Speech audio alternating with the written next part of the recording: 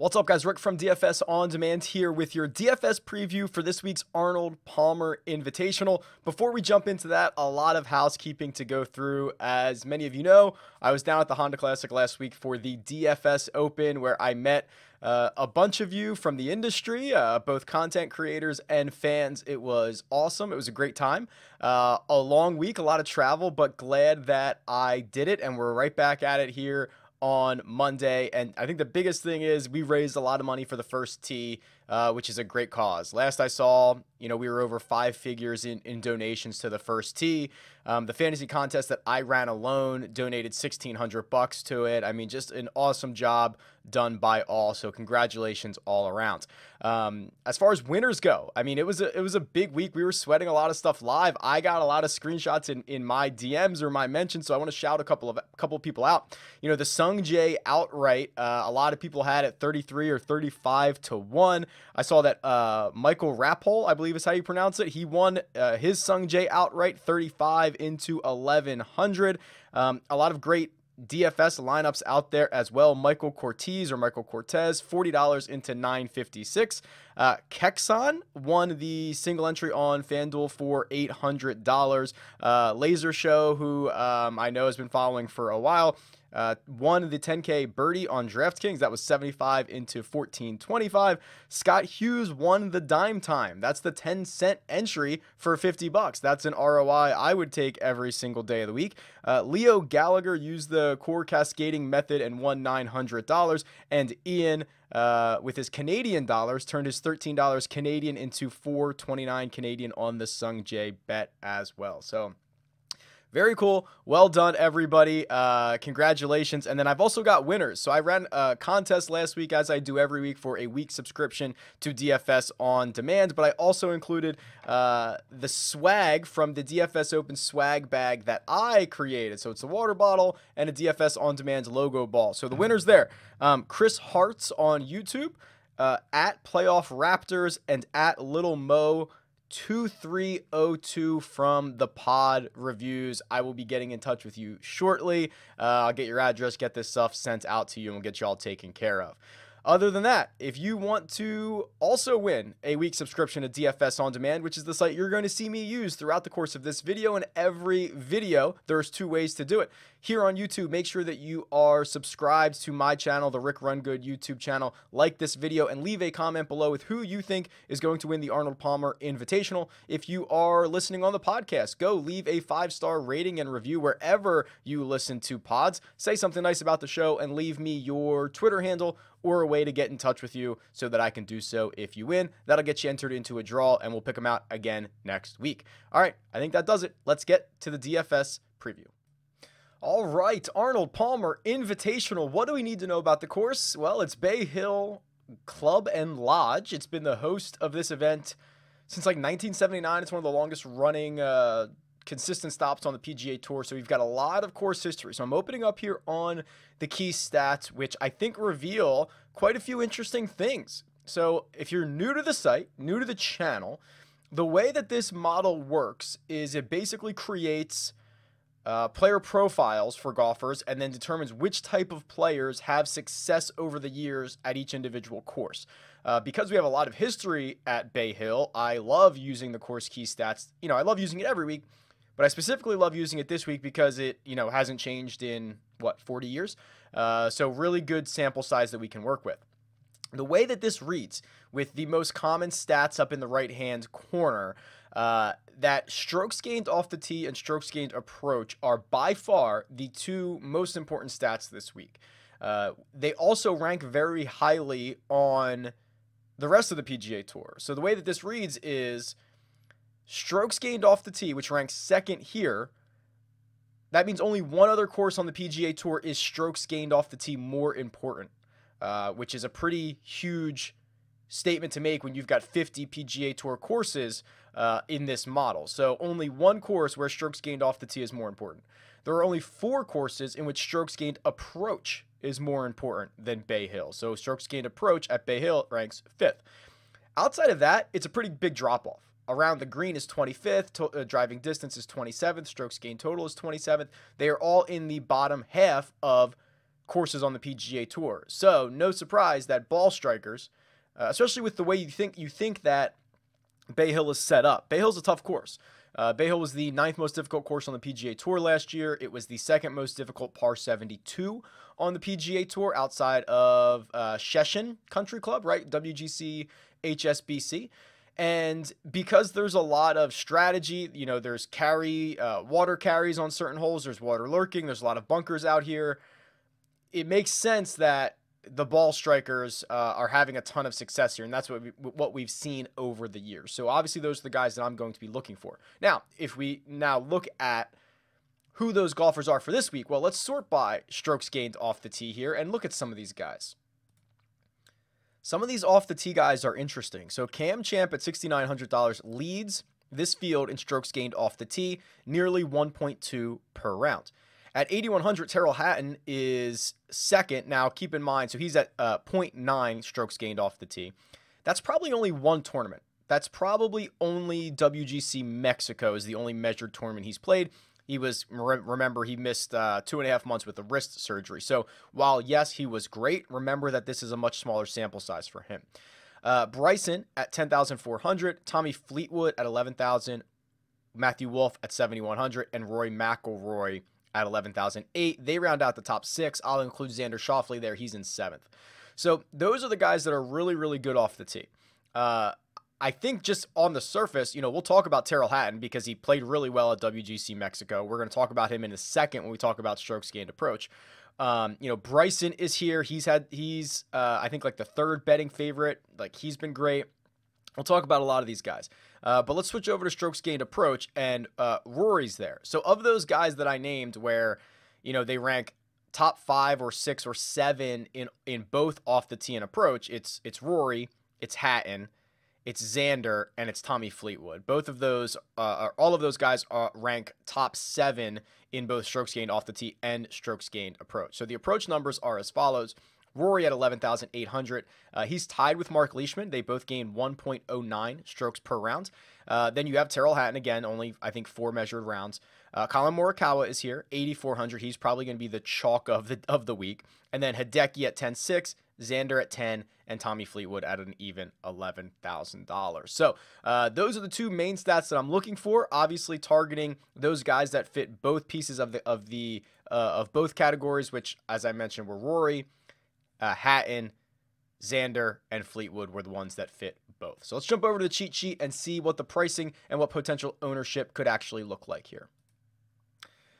We are led at the top with 11,800. That is actually one of the more expensive numbers we've gotten on anybody recently. Let me check that real quick. So I just pulled up the PGA game logs here, which has, the salaries going back 4 years or so.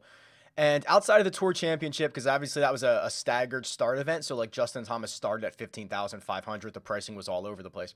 Outside of the Tour Championship, DJ is the most expensive player in the last 3 years or so, or 2 years I think I have up right now, which was the 2019 Rocket Mortgage. He was an even 12,000. Koepka was an even 12,000 at the Northern Trust. Justin Thomas was a even 12,000 at this year's Sony Open. Because that was coming off of his Tournament of Champions win, and he's dominated at Sony. Does that sound right? And then you get a few guys at 11.9, and then you get the 11.8. So really, this is a pretty rare price. Only one other golfer has been this expensive this season, which was the Sony Open Justin Thomas. So this is a pretty staggering price when you look at it. But quite frankly, it's pretty well suited for him. I mean, Rory, I'd almost say the fact that he's got like 5 or 6 top 5s in a row worldwide, that's almost like the worst he could have done. Very much in contention at WGC, very much in contention at the Genesis, was alive there at the Farmers. Just like when you knock on the door as often as Rory does, he's just going to kick it in at some point. And obviously his history here at Bay Hill is pristine, 6th, 1st, and 4th in his last 3 years. I think this price is absolutely deserving. Tommy Fleetwood, I do think is interesting because, we talk about perception and reality all the time with guys that fade on Sunday in the week prior and the way that the public kind of reacts to that. And I don't know if Tommy was super chalky last week. I don't think he was. But he's a flat $11,000. He finished in third, which if you just look at that on paper and say, hey, Tommy finished third at the Honda, that's great. He did exactly what we expect. But because he, had a 2-shot lead on Sunday early, and he hits his, ball in the water on 18, where if he makes a birdie, he can get into a playoff with Sung Jae. I think the perception is a lot worse. Tommy Fleetwood is still, owner of the longest worldwide cut streak made. I think it's up to 33 now. He's piling up top 5s, top 10s all around the world. He finished third here last year. He finished 10th in 2017. Like, this is still a objectively very good spot to play Tommy Fleetwood. And I feel like because he's the second most expensive golfer, there are appealing options down below him. Those who backed him last week might feel like they are disappointed. I feel like Tommy's a pretty good, pivot off of some of these other guys in the $10,000 and above range. The rest of the 10K range here, I think Hideki's, just fine and dandy. The problem is he hasn't had a ton of success at Bay Hill. 33rd, 49th, 45th in the last 3. Did have a 6th in 2016. Obviously can't putt, but we know it's all about ball striking this week. I'm okay with playing Hideki. I think Bryson eats up a lot of this ownership at 10-4 because, he probably should have won the WGC. He finished well at Genesis the week before. He has a second place finish here in 2018. He probably eats up a lot of this, above 10K salary, but Xander at 10 is pretty interesting. And let me pull up the strokes gained database for this. And I'm going to go by rounds for Xander, because there have been times he's been the best player in the tournament for 1 round or 2 rounds, but he hasn't been able to put all 4 together. So here you look at the WGC Mexico. He flies up the board on the weekend by gaining 3.7 strokes and 3.6 strokes in the final 2 rounds. It was the first 2 rounds that he had. He lost 4 putting in the second round. Played just about to average in the first round, and he still finishes 14th after having 1 really bad round and 1 not great round. But his final 2 rounds, he was the best player on the course. And then you go back to Genesis even, and he had the first 2 rounds of Genesis. He lost nearly a combined 5 strokes putting. Bounces back on the weekend, still finishes 23rd. I mean, he's showing flashes. Even go back 1 more week. Waste Management loses 3 strokes putting on the weekend, on the final round, and still finishes 16th. I mean, he's knocking, right? I don't want to I hate to do the whole narrative thing, but this is actually backed by stats. Xander for 3 or 4 weeks in a row. I mean, and then you go back to the Century, he missed the cut at the Farmers, but go back to the Century Tournament of Champions. He finished 2nd, and probably should have won it, right? He had a lag. He 2 putts from, 40 feet he wins. Doesn't do it. And, I just feel like for 1 or 2 rounds every single week, Xander is the best player in the field. For 1 or 2 rounds every week, he has blown up, and usually via the putter, which I'm fine with, quite frankly. He's been great on approach in every single round. He's been great off the tee in almost every single round. This to me feels like he's gonna get 3 good rounds, or he's gonna get 4 good rounds, and he's gonna steal a tournament, or not even steal a tournament. He's one of the best players in the world. He's gonna win. So this might be a pretty interesting opportunity to buy him at that 10,000 flat range. The 9K range is kind of interesting. Adam Scott up at 97, down to Justin Rose down at 9,000. A few takeaways. Outside of this crazy little vacuum that we live in which being the best player on the planet last week is actually a detriment. Sung Jae is objectively, again, an awesome play. $9,500. He was the best in the field last week. He did it in a way that I like. So if we go to the live leaderboard from last week, he led the field by 3 shots almost in strokes gained tee to green. Only gained 1 total stroke putting over the course of the week. This is the way to win golf tournaments. This is a dominant way to win golf tournaments. You gain 2.5 off the tee. You gain 6 on approach. You gain 3.5 around the greens. You get a little lucky at times. You don't roll in 40 or 50 footers every single time. You're basically a neutral putter over the course of the week. That's how you win a golf tournament. Really impressive stuff. The guy's going to win a lot more. So if you're willing to back a guy who just won last week, Sung Jae's your guy. 3rd place here, and the only time he played it last year in 2019. Patrick Reed, I think, is interesting. The Ricky Fowler stuff, it's a real shame. You'd love to fire him up here in Florida, but the the swing issue that he's going through, another miscut last week. I'm probably staying away from that. And then, Brooks. Brooks is here, and Brooks is 9,200, being just begging us to play him. He's begging us. 3 miscuts in his last 3 trips to Bay Hill. Obviously not great. Missed the cut at the Honda. We'll look at his player profile here because I think this is worth a share. Let me find Brooksy real quick. So you can see loses another 4.6 putting at the Honda to go with the 2.5 he lost at the Genesis and the 1.5 he lost at the Shriners. Those are the 3 measured tournaments that he has for 2020 since he's been dealing with that knee procedure and that knee stuff going on, right? Lost on approach at the Honda, lost on approach at the Shriners. Didn't really gain all that well off the tee in any of these events.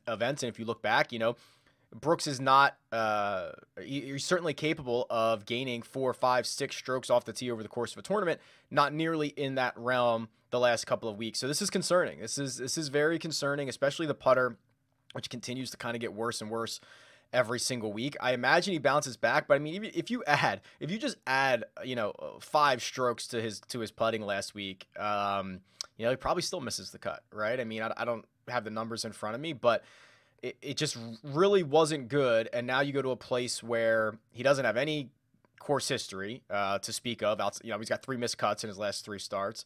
Actually, I think one of them's a WD. And I guess I'll just wait. I'll just wait one more week because if it goes bad this week, maybe he's $8,900 at the play. That would be kind of shocking, but I'm kind of shocked that he's $9,200 here. So I will continue to wait and see on Brooks Koepka. The 3 guys that I'm back in on and for kind of all different reasons are Rose at 9,000, Stenson at 88, and I like Benny On at 87. Actually, the more I go through this, the $8,000 range is so stacked. So I'll try to run through these pretty quickly. Justin Rose at 9,000. Yes, I know it's been bad. He misses the cut at the Honda, missed the cut at the Farmers, didn't really even play well at Genesis, but I think guys like this eventually click, right? I mean, he's so good. He just came in. Did he win in Singapore or did he come in second? I guess he came in second because Kuchar won it, right? So, he's been playing well recent enough. It just hasn't been on the PGA Tour. And his course history around here is pretty pristine. 3rd 2 years ago, 13th in 2017, 9th in 2016. This is a place that he should fit. And once he gets it right, I think... Okay, the reason I think him and Koepka are kind of in the same spot where you can either wait and see on signs of life. At least Rose has given us a little bit of signs of life recently with the European Tour play and not being as bad as Koepka's been. And then he also has the course history. So if you're asking me to bet one of these guys or roster one of these guys, it's probably got to be Rosie over Koepka. Then Stenson. I mean, Stenson, we just haven't seen much, right? We haven't seen him play a lot worldwide. Haven't seen him on the PGA Tour. He's got outside of winning this event, he's done basically everything else. He's just piled up top 5s here at Bay Hill over the years. Love it.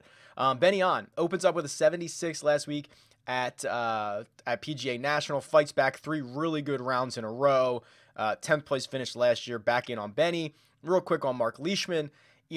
Leishman's a former winner here. He won in 2017. He followed it up with a 7th, a 23rd in the next 2 years. He's like a firm and fast kind of guy. You get him on a tough track, Leishman tends to find success like he did at Farmers. $8,600 is probably a pretty good number for him. Love Morikawa. Love all these guys. Hatton's now 1 week back from the wrist injury. Played awesome at WGC Mexico. Has a 4th place finish here 3 years ago. There's a lot to like about that. As much as I love the 8s, the 7 is kind of dead, which is a little unfortunate for me because it's a big range. I kind of go through these guys and I'm not really super excited to play any of them. I don't like playing Phil Mickelson. I do appreciate what Abraham Answer has done in the last year. The fact that, 2nd place at the American Express, 12th in Mexico, really gritty player. I like that from him. He's a decent enough ball striker. I would probably go to Scotty Scheffler at 77. You talk about the off the tee and the approach game. That's Scotty's game. Combined, it's almost a full stroke ball striking per round. He's been okay. I mean, to start the swing season, he was absolutely scorching. He was piling up top fives. Then Fields got a little bit harder. Courses got a little bit harder. You know, he missed the cut at the Farmers. He missed the cut at the Waste Management. But then he bounced back in two really difficult, really deep fields. 30th at the Genesis, 26th at the WGC Mexico. Those are not only packed fields, but like literally like historically packed fields in recent memory is actually like a legit way to put it. That Genesis field was the best non-major field and even better than some major fields in like 15 years. And then you go to a WGC, which is obviously stockpiled. So good to see signs of life again from Scotty Scheffler as he's turning things around.